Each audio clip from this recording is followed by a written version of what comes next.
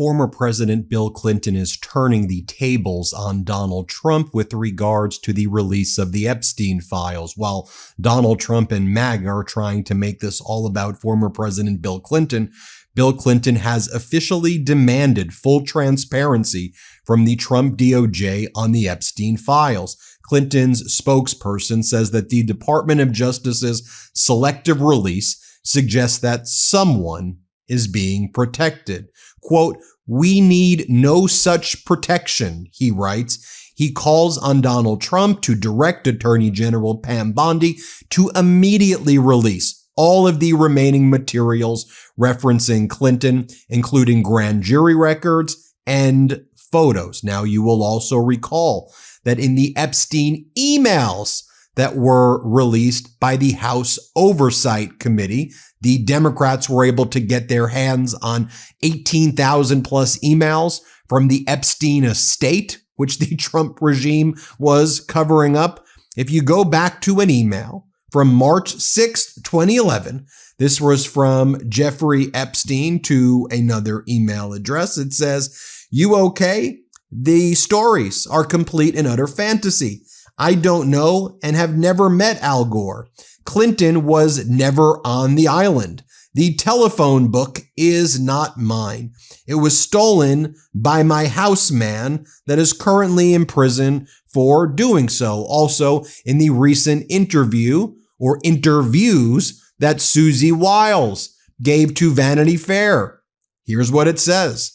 But neither apparently is Mr. Clinton. Asked about Mr. Trump's claim going back years that Bill Clinton had visited the Epstein Island, Ms. Wiles said, quote, "There is no evidence." Asked if there was anything incriminating about Mr. Clinton in the files, as Mr. Trump has suggested, she said, "The president was wrong about that."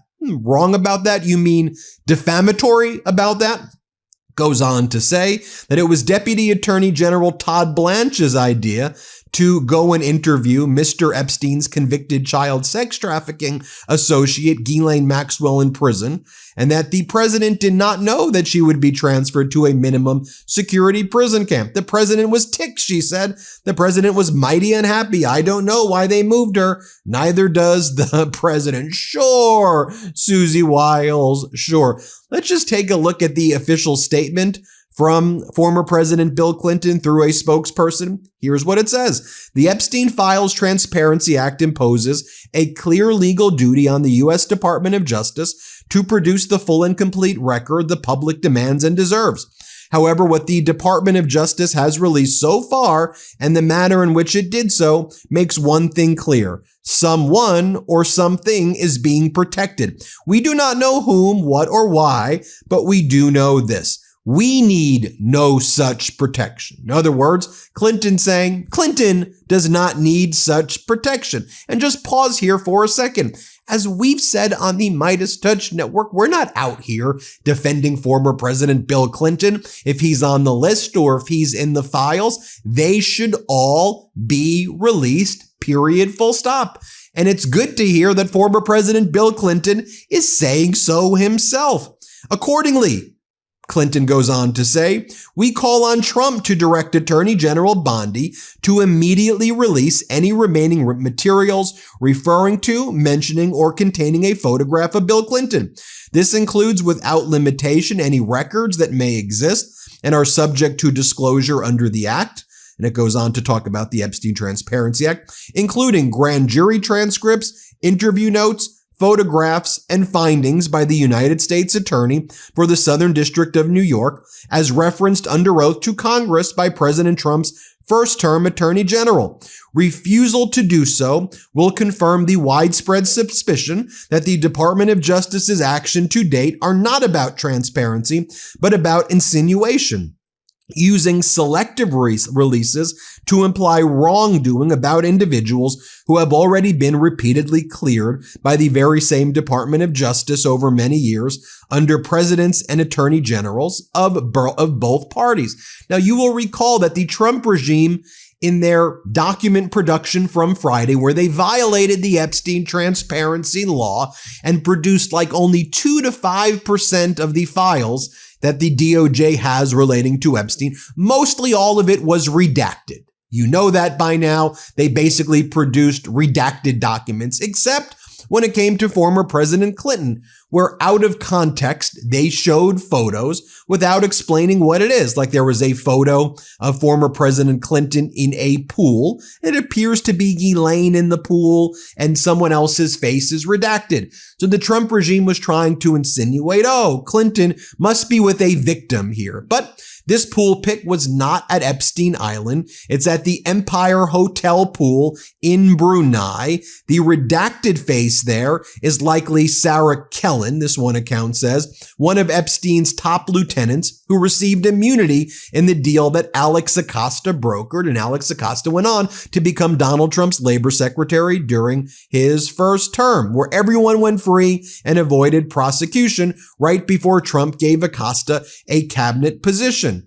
Now, in addition, the Trump regime DOJ released photos of Bill Clinton, Michael Jackson, Diana Ross, and children, and they were Diana Ross's children. And the redacted faces insinuated that somehow Clinton and Jackson and Diana Ross must have been involved with these children.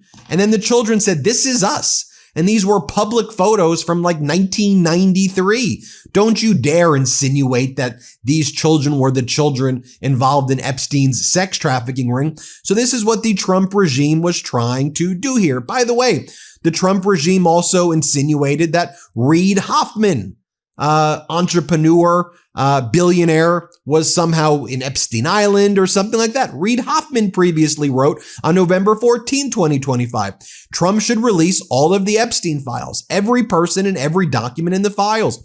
I want this complete release because it will bring justice for the victims. I want this complete release because it will show that the calls for baseless investigations of me are nothing more than a political persecution and slander. I was never a client of Epstein's and never had any engagement with him other than fundraising for MIT.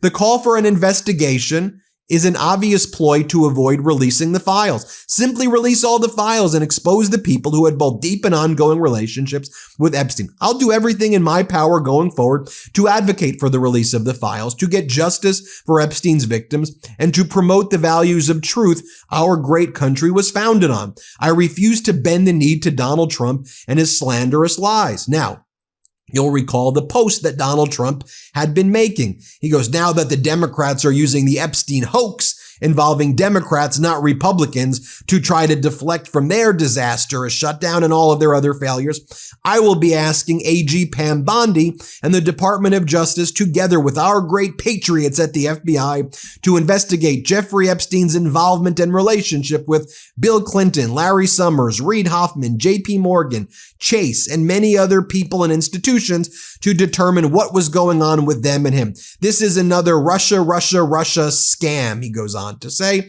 And then that's when Attorney General Pam Bondi responded to the social media post like it was an order and said, thank you, Mr. President. SDNY, United States Attorney Jay Clayton is one of the most capable and trusted prosecutors in the country, and I've asked him to take the lead. As with all matters, the department will pursue this with urgency and integrity. Well, it's already not with integrity when you're taking orders via social media posts when the DOJ is supposed to be independent, and now you're using the pretext of a criminal investigation into Trump's political enemies as a way not to produce the records that, by the way, Clinton and Reid Hoffman are saying you should be producing. And this is their whole scheme. It's pretty obvious, right? I mean, you had James Comer earlier in the day saying that, actually the person, this was actually a little bit ago, and I'll show you the one he did today. First, I'll show you this one where he goes, the evidence we've gathered doesn't implicate Trump. It implicates Clinton.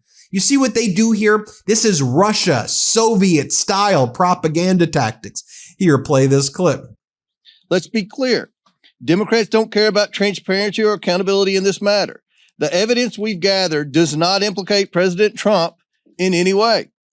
Public reporting, survivor testimony, and official documents show that Bill Clinton had far closer ties to Epstein. We're working to bring former President Clinton in for a deposition, but the Democrats aren't helping one bit. You would think, since we've already brought two former Trump cabinet secretaries in, they would be willing to bring in a Democrat who's had publicly a far closer relationship with especially Maxwell and Epstein. So why is that? That's a question every reporter should be asking Ranking Member Garcia and every Democrat on the committee. Why aren't you helping to bring Bill Clinton in for an interview and deposition just like we brought in Barr and Acosta? And here's what Donald Trump said when he was asked in late November, do you want to see the Epstein bill pass? And he goes, we have nothing to do with Epstein.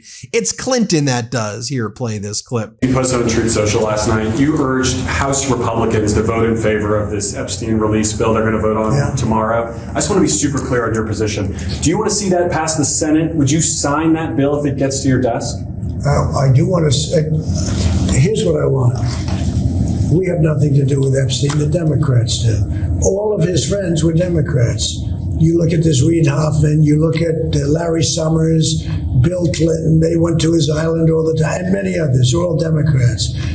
All I want for people to recognize the great job that I've done on pricing, on affordability, because we brought prices way down, but they're going way lower. And here you have James Comer from earlier in the day now. He makes this post himself, by the way. He's like, there's no liability of Trump here, really, because he sure seems to be the one covering it up. And the American people know what's up. Play this clip. From what I've seen thus far, the narrative that they've tried to put out to the public, along with the liberal media, that Donald Trump has a huge amount of liability in this, I just don't think that's there. So the Democrats are going to be outraged. They're going to try to make people not believe what they see with their own eyes. Here's what Comer then says about Clinton. Play this clip. At the end of the day, Donald Trump has answered thousands, maybe tens of thousands of questions about Epstein. I don't know anywhere Bill Clinton has ever answered a question. So we're not trying to come in, bring the former president in and embarrass him. This is a substantive investigation. No one's accusing him of wrongdoing, but he needs to answer questions because Jeffrey Epstein spent a lot of time with Bill Clinton, more time with Bill Clinton than any of the prominent names that we've seen thus far. And yet Bill Clinton hasn't, to this date, answered any questions. And by the way, just a reminder over here, this is when former President Clinton was giving the speech where he talked about how even he doesn't understand Trump's fascination with Hannibal Lecter. Here, play this clip right here. One of the things is when you send a signal to the other countries, you want them to know whether they agree with you or not, at least that you're on the level. Here's where you are and what you believe. What are they supposed to make to these endless tributes to the late, great Hannibal Lecter?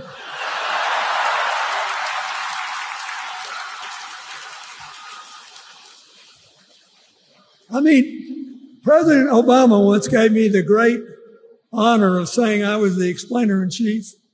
Folks, I've thought about it, and I don't know what to say. Then you had former President Clinton saying, I'm only 2 months younger than Donald Trump, but I'm not spending 30 minutes swaying back and forth listening to music. Here, play this clip. I don't know how many more elections I'll be involved with, and I'm too old to gild the lily. Heck, I'm only 2 months younger than Donald Trump.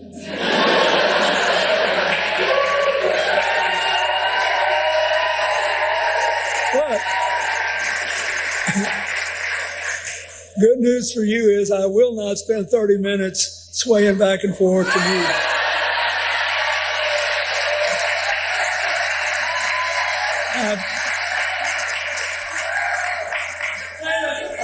I played enough music, I will not clap off beat.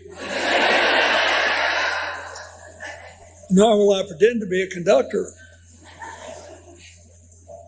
Because we got a race to win. And we have to win it. I've been doing this a long, long time, and I can honestly say that this time I am not here running for anything anymore except for my grandchildren's future. I always want to show you this as well because Hillary Clinton had it spot on when she said the following about Donald Trump. Play this clip. You know, every time Donald thinks things are not going in his direction, he claims whatever it is rigged against him. The FBI conducted a year-long investigation into my emails. They concluded there was no case. He said the FBI was rigged. He lost the Iowa caucus. He lost the Wisconsin primary. He said the Republican primary was rigged against him. Then Trump University gets sued for fraud and racketeering. He claims the court system and the federal judge is rigged against him. There was even a time when he didn't get an Emmy for his TV program 3 years in a row, and he started tweeting that the Emmys were rigged against him. Should have gotten it. This is a mindset. This is how Donald thinks. And it's funny, but it's also really troubling. There you have it, folks. Let me know what you think. Hit subscribe. Help us get to 6 million subscribers. As always, we appreciate you. Love this video? Support independent media and unlock exclusive content, ad-free videos, and custom emojis by becoming a paid member of our YouTube channel today. You can also gift memberships to others. Let's keep growing together.